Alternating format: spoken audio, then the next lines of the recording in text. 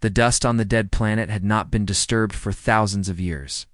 Velthar carefully brushed away the red soil from the metal surface beneath his feet. His three-fingered hands trembled with excitement. This was it.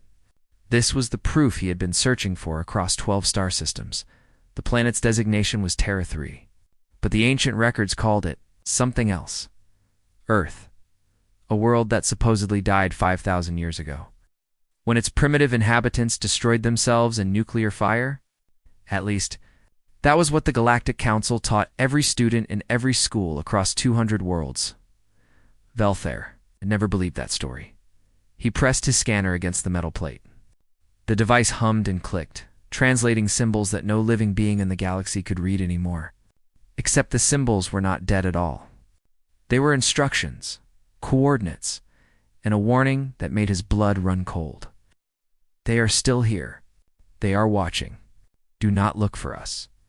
Across the galaxy, in a place no council ship had ever found, Yuna stared at the same symbols on her display screen. She sat in a observation station that did not exist on any map. Around her, dozens of other humans monitored thousands of screens showing every corner of council space. The Arxian found the Soul Archive, she said quietly into her communicator.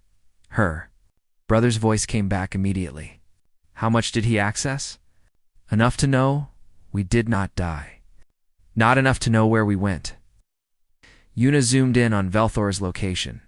The archaeologist was alone, his ship parked 3 kilometers away. Taiho, he is just one scientist. He means no harm.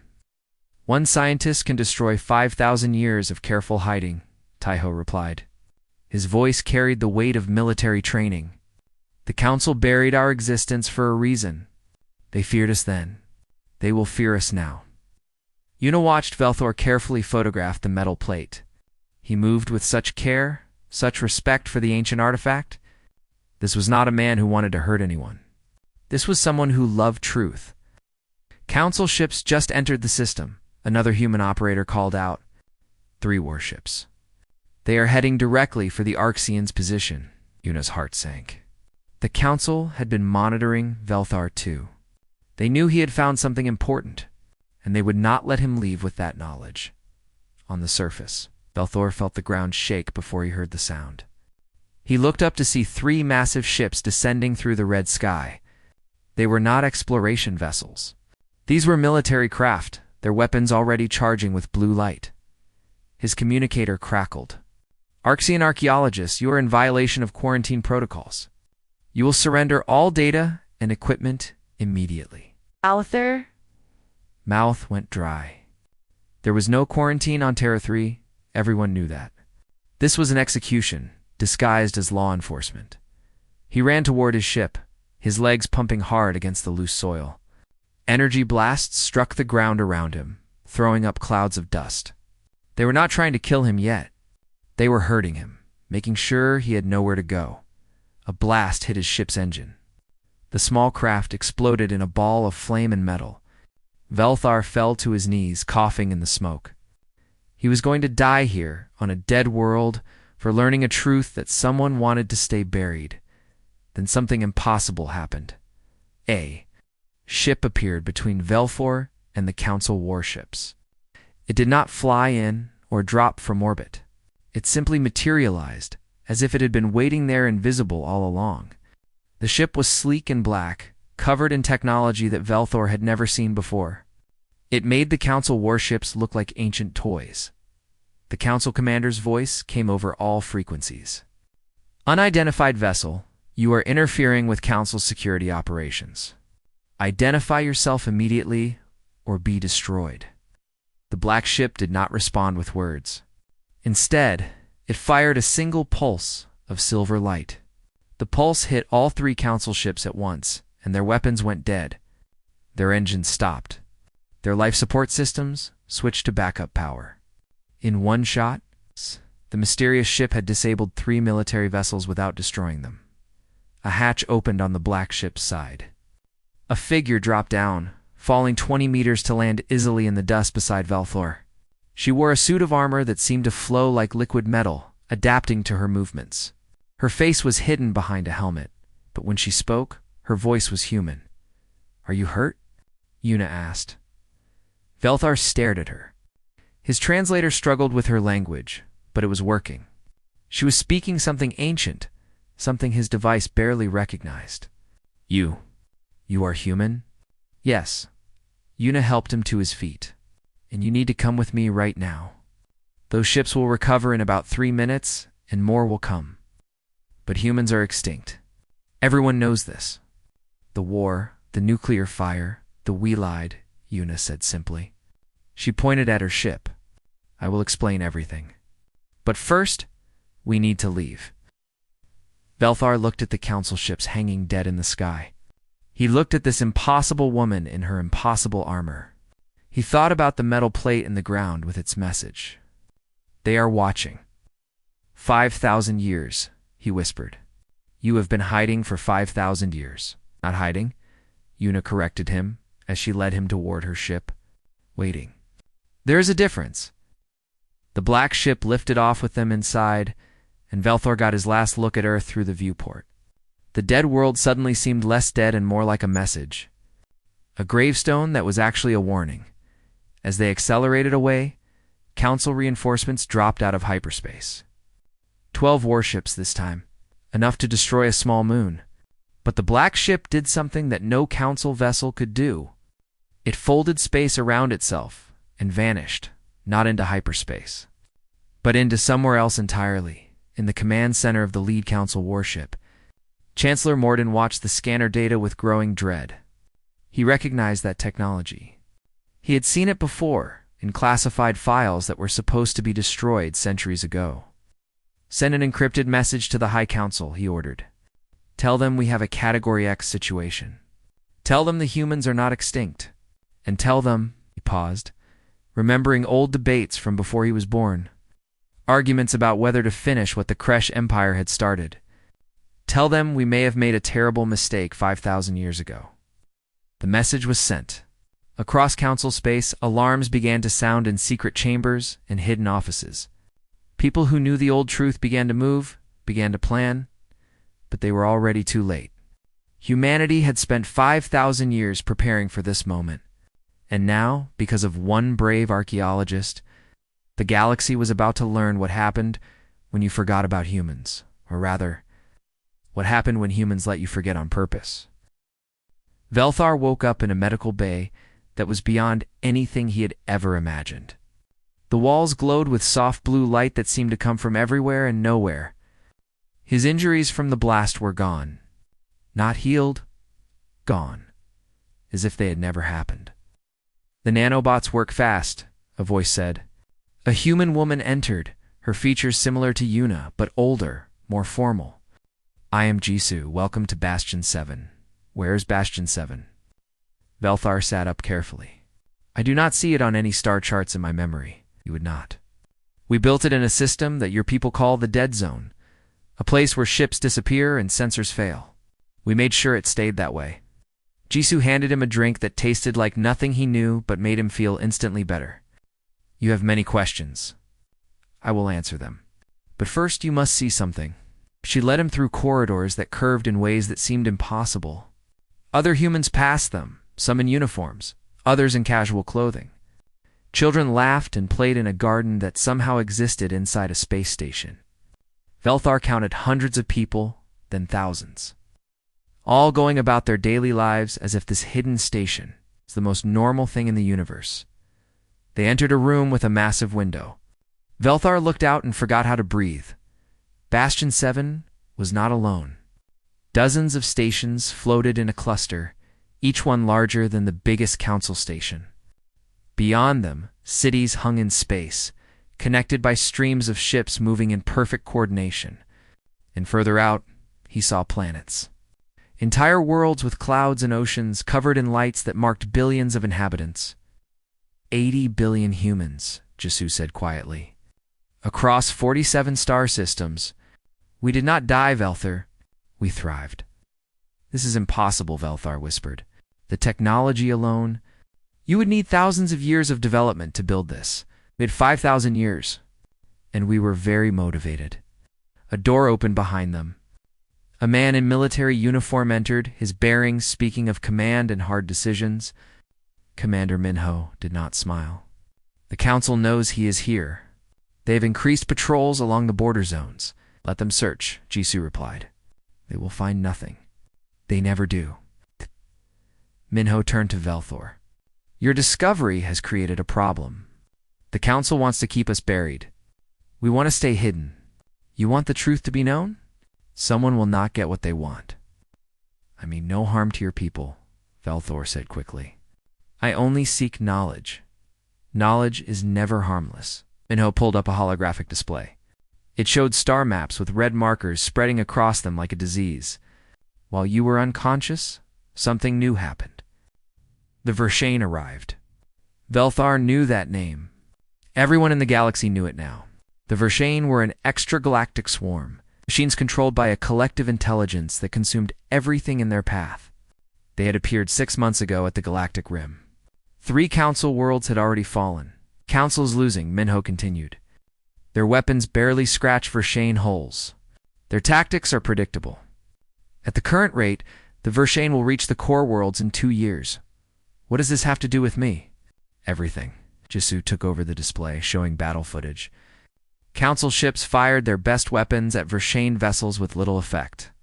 The Council buried humanity because they feared us. Our technology advanced too fast. We asked too many questions. We did not fit into their careful order.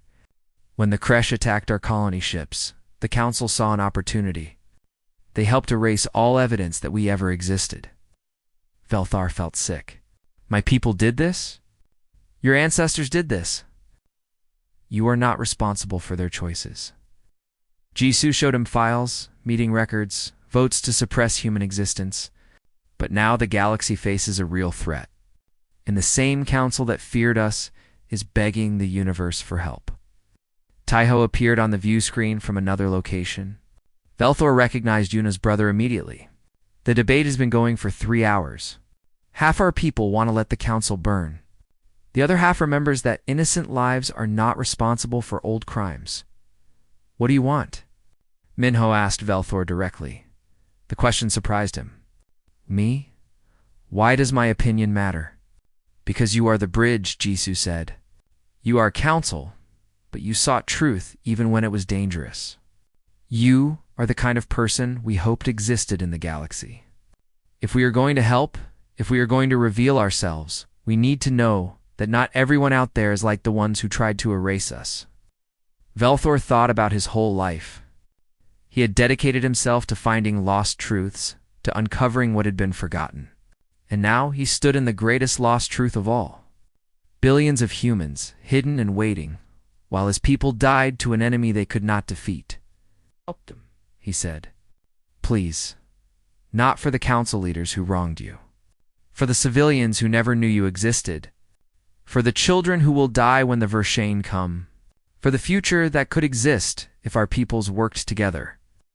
Minho and Jisoo exchanged looks.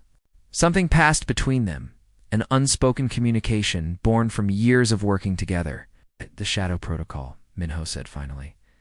We help, but we stay hidden. We provide technology, tactics, and support. But we do not reveal ourselves. Not yet. Why not reveal yourselves now? Velthar asked. You could end the war in weeks. Because fear makes people do terrible things, Jisoo answered. If we appear now, powerful and advanced, what stops the Council from seeing us as a threat? What stops them from trying to destroy us? Before we can destroy them? We need time to prove we come as friends, not conquerors. Taiho's voice came through the speaker. The Shadow Fleet is ready. 200 ships, fully cloaked, carrying weapons that will turn the tide. We can be at the front lines in 3 days. Do what Minho ordered. But remember, no one sees you. No one knows you are there. We are ghosts helping the living. Over the next week, something strange began happening across the war front. Council ships found their weapons suddenly working better. Vershane formations mysteriously collapsed at critical moments. Supply convoys that should have been destroyed arrived untouched. Damaged vessels were repaired by technologies that left no trace. In Council military headquarters. Analysts studied the data with growing confusion. Their success rate had tripled. Enemy casualties had quadrupled, but they could not explain why. "Someone is helping us," one analyst reported to her commander. "Someone with technology beyond our understanding." "Who?" the commander demanded. "Unknown, sir.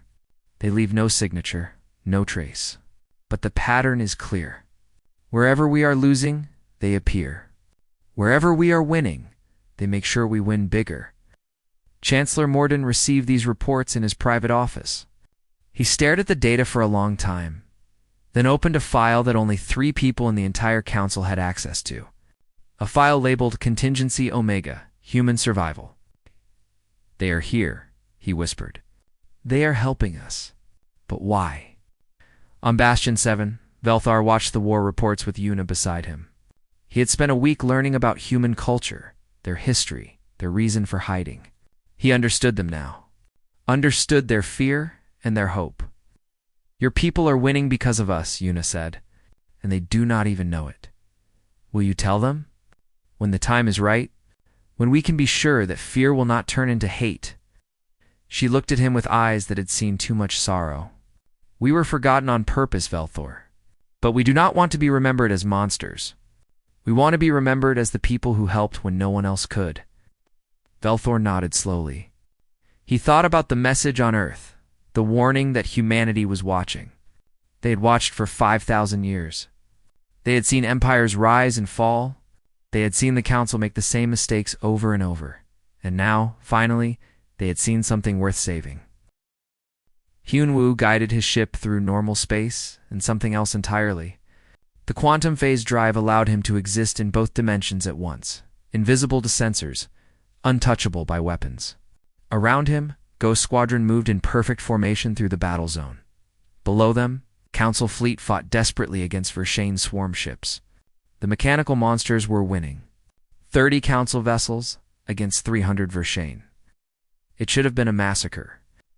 "Ghost Leader, you are clear to engage," came Jinwoo's voice from the command carrier, hidden 3 systems away. Admiral Jinwoo commanded the entire Shadow Fleet from a ship no Council scanner would ever detect. "Engaging now," Hyunwoo replied.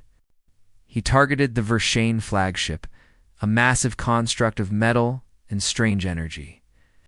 His weapons charged with power that bent light around them. "All wings fire on my mark." 20 ghost ships fired as one.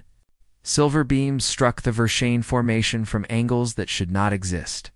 Ships exploded from the inside out. Others simply stopped moving, their systems overloaded by technology they could not understand or resist. On the Council flagship, the captain watched his tactical display in shock. "What just happened? Did we do that?" "Negative, sir," his weapons officer replied. "Our weapons did not fire. The enemy just ... died. Scanned for anomalies. There must be something out there." But the scanner showed nothing. Ghost Squadron had already phased back into their hidden dimension. Watching as the Council fleet celebrated a victory they did not win, Hyunwoo allowed himself a small smile. This was the part he loved. Helping without glory? Saving lives without thanks? Being the guardian that no one knew existed? His communicator crackled. "Ghost Leader, return to base. We have a priority briefing." On Bastion 7, Sora stood in her laboratory surrounded by Vershane wreckage. The xenobiologist had been studying the enemy for weeks, trying to understand what made them tick. What she had found made her lose sleep. They're not just attacking randomly, she explained to the assembled commanders and diplomats. Hyunwoo had just arrived, still wearing his flight suit. "They are searching for something specific. Look at this." She pulled up a map showing every Vershane attack. They all targeted archaeological sites, ancient ruins, places where old civilizations had once thrived. They hit scientific stations, museums, research facilities. They ignore easy military targets in favor of places with historical data. "What are they looking for?" Minho asked. "Information about the builders?"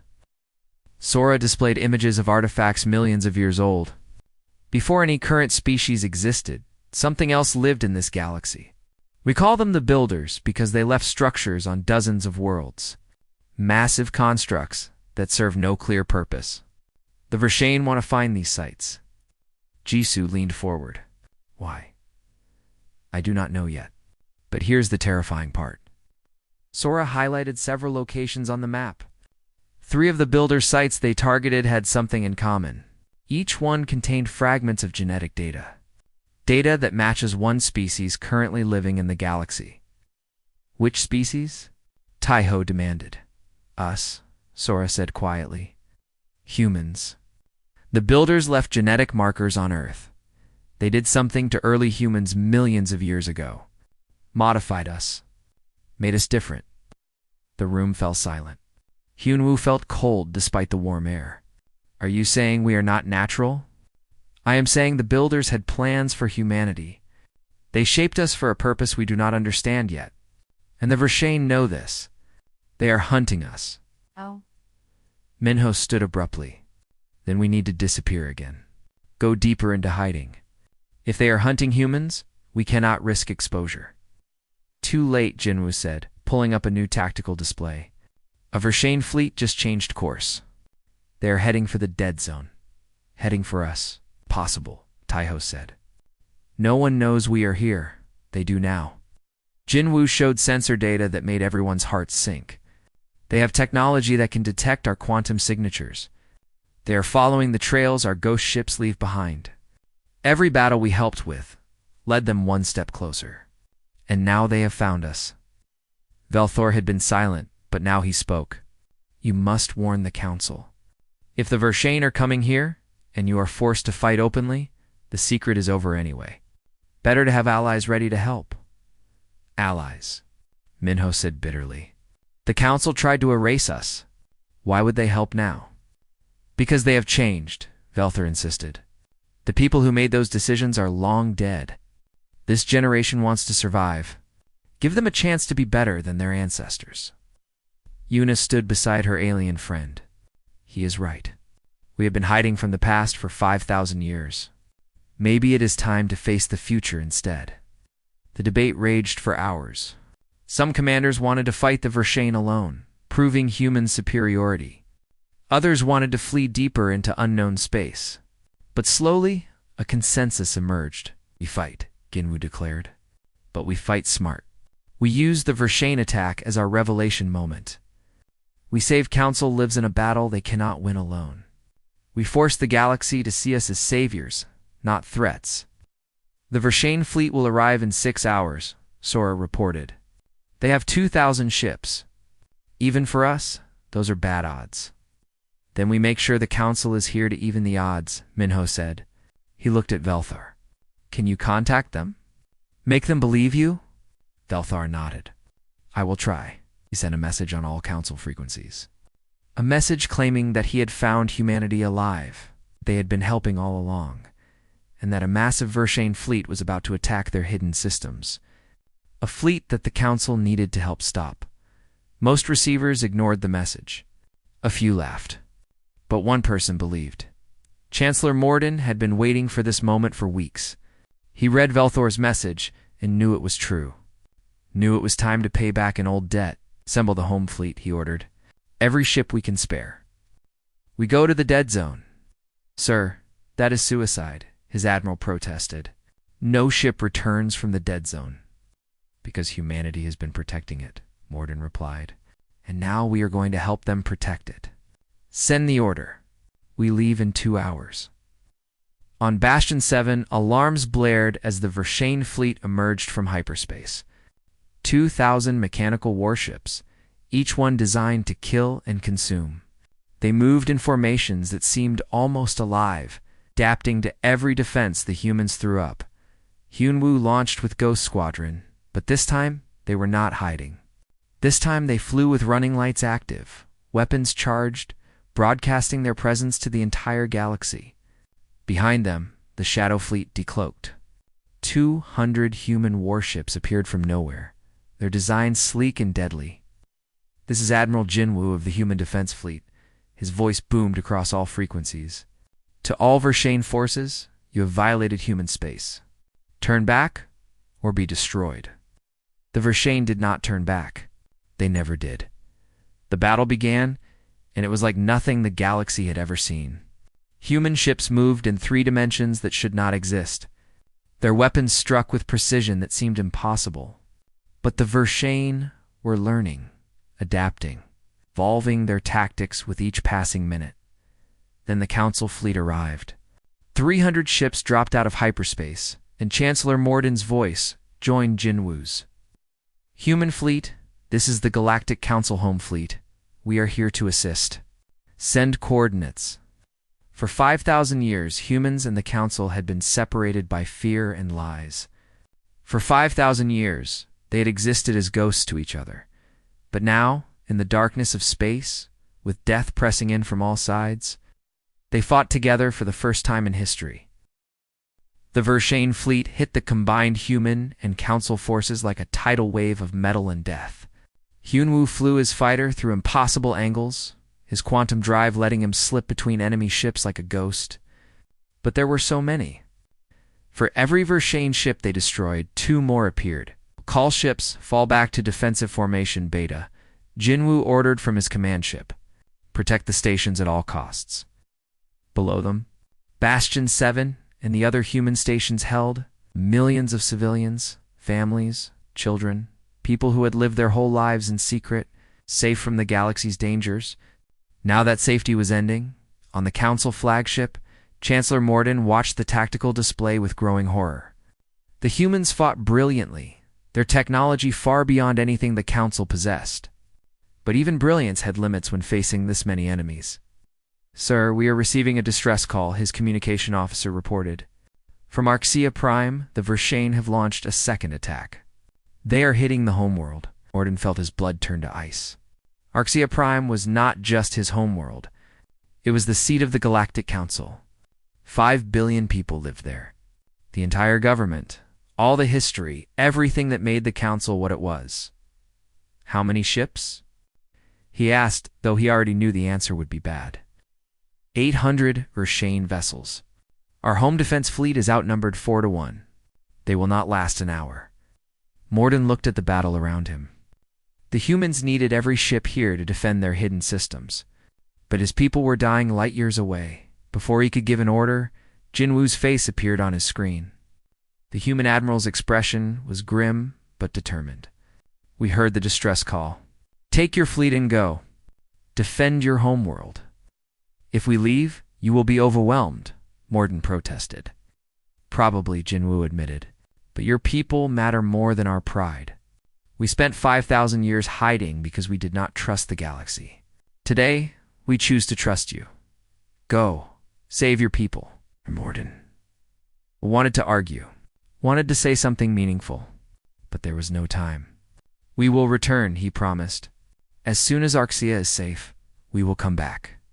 "We will be here," Jinwoo replied. Though both of them knew that might not be true, the Council fleet jumped to hyperspace, leaving the humans alone against impossible odds. In the command center of Bastion 7, Minho watched them go and allowed himself a bitter smile. "We finally get the chance to work with the Council, and they run away." "How typical. They're saving billions of lives," Yuna said firmly. "That is what matters." "It does not matter if we are all dead," Minho shot back. But he knew she was right. This was the choice humanity had always preached. Lives mattered more than pride. Actions mattered more than words. On Arxia Prime, a young soldier named Kale stood on the ramparts of the planetary defense station. He had trained for war his entire adult life, but he had never expected to see it come to his homeworld. Above him, the sky burned as Vershane ships broke through the orbital defenses. Energy blasts struck the city below. Buildings crumbled.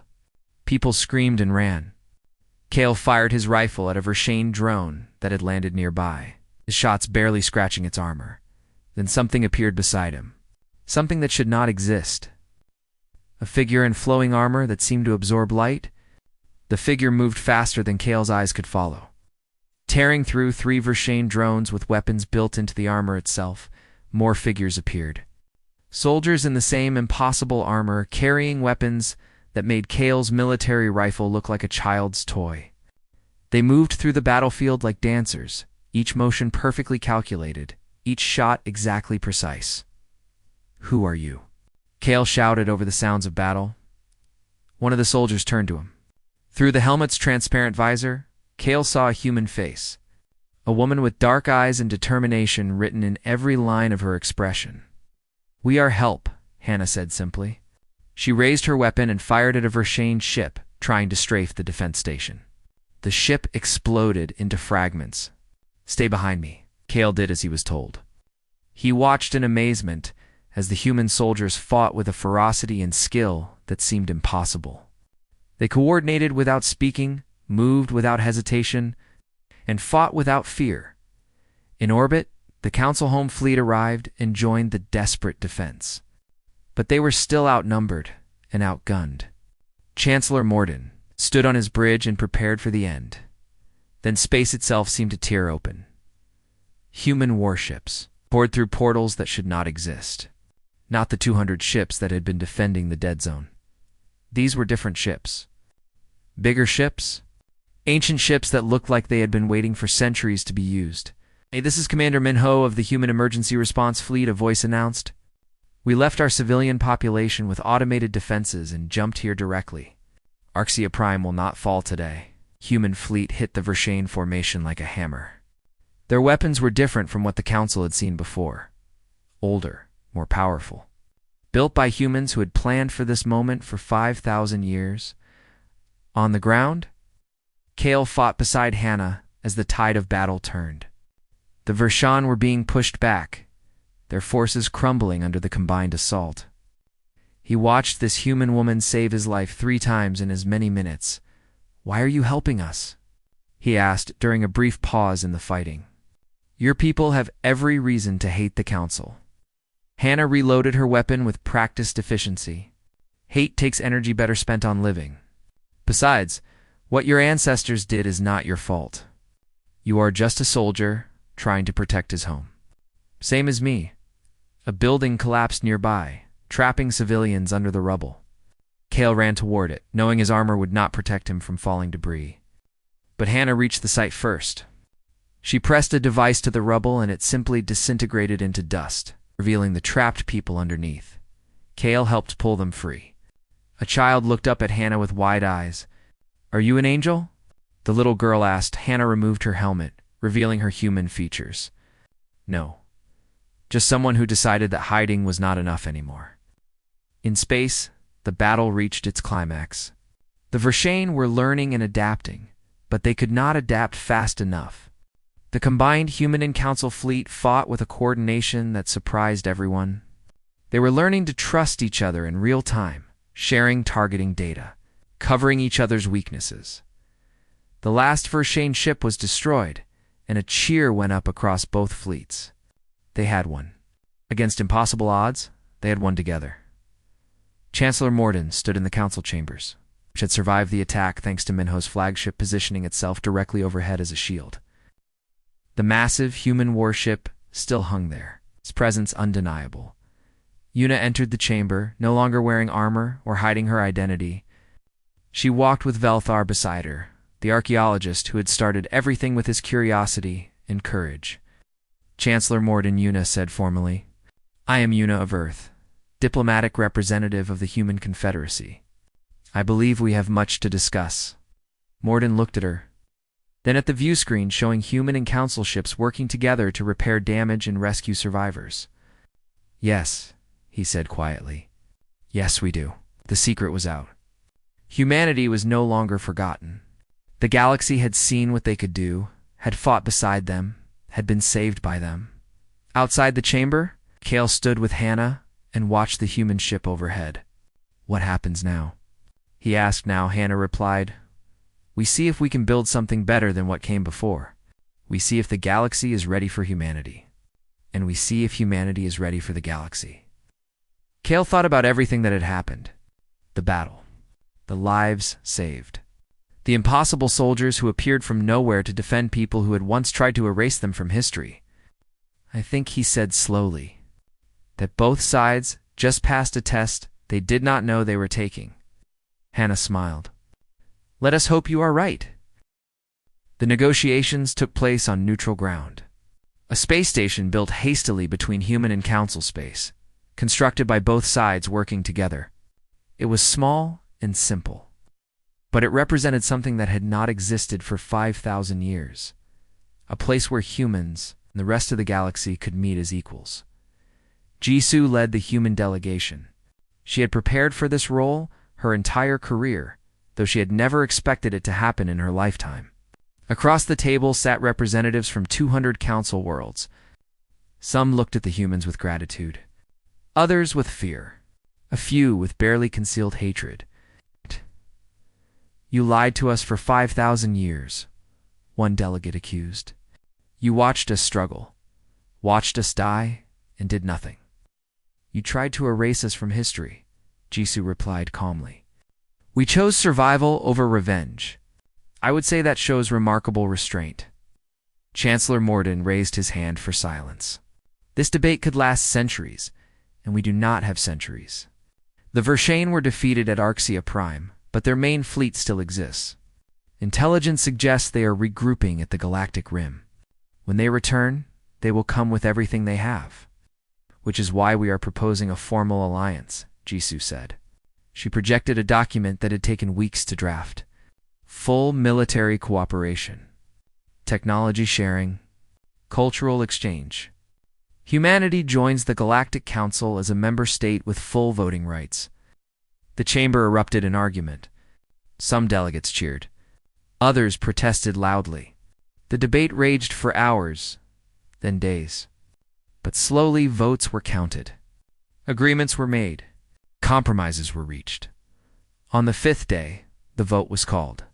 200 worlds cast their decision on whether to accept humanity into the galactic community. The result was not unanimous. 30 worlds voted against, their representatives walking out in protest. But 170 worlds voted yes. Humanity was no longer hidden. They were recognized official. Part of the galaxy's future. Taiho stood in the war room with Minho and Jinwoo. Planning the joint military campaign against the Vershane, council officers worked alongside human strategists, learning tactics that seemed bizarre at first, but proved effective in simulations. "They are afraid of us," Minho observed, watching a council officer struggle with a human combat simulation. "Even the ones who voted yes." "Of course they are," Taiho replied. "We appeared out of nowhere with technology centuries beyond theirs. Fear is natural. Trust is what we build through actions." Council officer approached them hesitantly.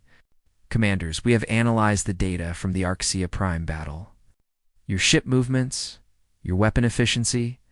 You could have defeated the Vershane without our help. Why did you wait for us?" Taiho and Minho exchanged glances. "Because we needed you to see us as partners, not saviors," Taiho explained. "A saved person feels grateful, but inferior. A partner feels equal. We wanted equals, not grateful subjects." The officer nodded slowly, understanding dawning in his eyes. "You manipulated the battle to make it look like we contributed more than we did." "We gave you the tools to contribute," Minho corrected. "What you did with them was your choice, and you chose well." On Bastion 7, Sora worked in her laboratory with Velthor beside her. The Arxian archaeologist had become her research partner, his knowledge of ancient civilizations complementing her understanding of xenobiology. "I found something," Velthor said excitedly. He displayed an image from Earth, from a builder site deep underground. "Look at this genetic code. It is not just modification. It is a message." Sora studied the data, her heart racing. The builders did not just change human DNA. They embedded instructions. Instructions that activate under specific conditions. What kind of instructions? Unknown. But I think the Vershane know. I think that is why they are so desperate to find Earth. Every builder site in the galaxy points to Earth. It is a map, and Earth is the center. The builders left something there. Something important enough that they created an entire species to guard it. "We need to tell the others," Velthar said. "If Earth is the target, the Vershane will come there with everything they have." Earth, the dead world. The graveyard of humanity's first civilization. Except it was not dead anymore. When Yuna arrived on Earth's surface for the first time in her life, she cried, The restoration project had been running for 2 years, ever since humanity had revealed themselves. Terraforming machines worked tirelessly to restore the atmosphere, rebuild the forests, fill the oceans. The nuclear scars were healing. Jisoo stood beside her. Our ancestors left this world in ashes. We are bringing it back to life. It seems fitting. They walked through New Seoul, a city built on the ruins of the old. Human colonists from the hidden systems were returning to Earth, reclaiming their ancestral home. The population was small now, just a few million. But it was growing. Sora sent her report, Jisoo said, pulling Yuna from her thoughts. The builders left something here. Something the Vershane want desperately. Something that will activate when humans are ready. Ready for what? She does not know. But she thinks it is a weapon. The ultimate weapon. Something powerful enough to threaten even the Vershane. Yuna looked at the recovering planet. Millions of years ago, something had seeded this world with modified primates. Had waited for them to evolve, to develop intelligence, to reach for the stars. All for this moment. We need to find it before the Vershane do, Yuna said. The search took 3 months. Human and council teams worked together, excavating builder sites across Earth. They found technology beyond understanding. Machines that defied physics, but no weapon. Then Sora made a connection. It is not a weapon, she announced to the assembled researchers. It is us. Humans are the weapon. She displayed the genetic code, now fully translated. The builders did not leave a tool for humans to use. They left humans as a tool for the galaxy to use. Our adaptability, our creativity, our ability to innovate under pressure. These are not accidents of evolution. They are designed features. We are a living weapon, Taiho asked. Not sure how to feel about that. More like a living solution, Valthor corrected. The builders knew something was coming. Something that would threaten the entire galaxy.